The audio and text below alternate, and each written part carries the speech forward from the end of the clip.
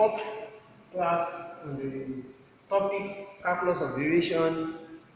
Here we shall be treating this problem that states that there is a particular spherical pendulum which consists of a mass on a wire of length L, which is free to move in a polar angle theta and azimuthal angle phi. We are told to set up the Langrangian for this physical system and also develop the Langrangian equations of motion. In order to solve this problem, the first thing is, let's even draw how the physical system looks. It has angle theta. It is being acted upon by gravity, so that is the acceleration due to gravity.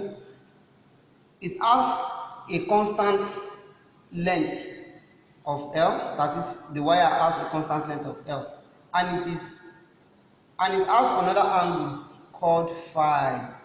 So in order to set up this, since the something does not depend on the radial part, it is not allowed to move in a circular path, so automatically what we are going to have is our velocity, which is v squared, will just be equal to L squared into bracket theta dot squared plus sine squared theta phi dot squared.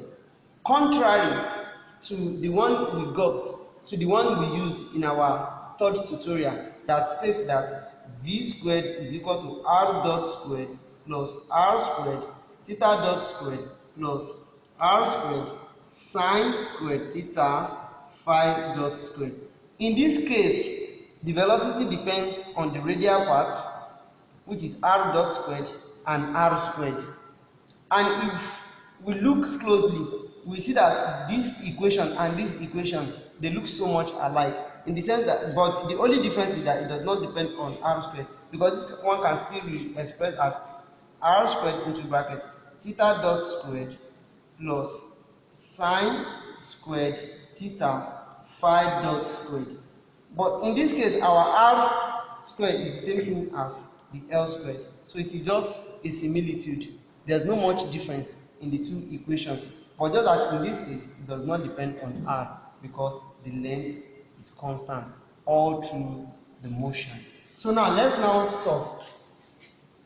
Since our L is equal to T minus V of R, our V of R in this case is the same as MLG cos theta, and our T is half mv squared. So our L, which is the Langrangian that we were told to set up, is the same as 1/2 m into bracket, we have L squared into bracket theta dot squared plus sine squared theta phi dot squared minus MLG cos theta. So we have to look at the expression and look for all the variables that this L depends on. So L actually depends on theta and theta dot. So we are going to differentiate partial L by partial of theta is equal to d dt into partial L by partial of theta dot. So what is partial of L by partial of theta?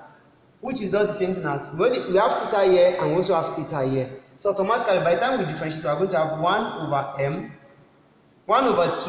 m L squared. This one is not theta, so it is theta dot. So here this one is a constant, this one is the theta, so we are going to have 2 sine theta cos theta phi dot squared.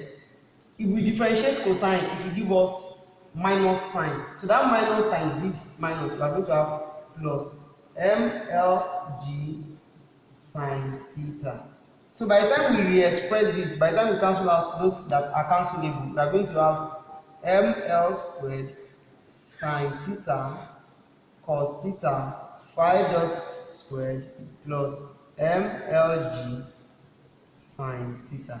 The next thing is to solve for partial of L by partial of theta dot. So we have partial of L by partial of theta dot, which is equal to, if you look at this expression, this is the only place where we have theta dot. So this is going to give us 1/2 ml squared into 2 theta dot.